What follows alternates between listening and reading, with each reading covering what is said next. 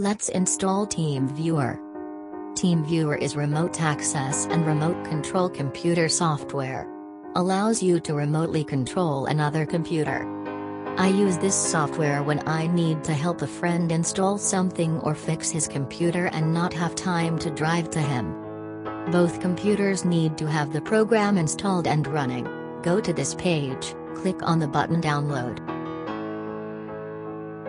Choose 64-bit or 32-bit version. Save it on your computer. Open the Teamviewer installation file you have download. First step, choose default installation.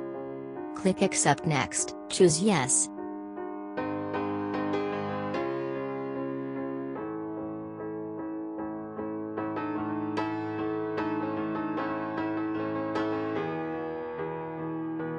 Choose I want use the free version for personal use.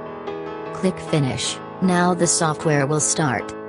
If you're going to connect to a computer, you need the other computer's ID and password.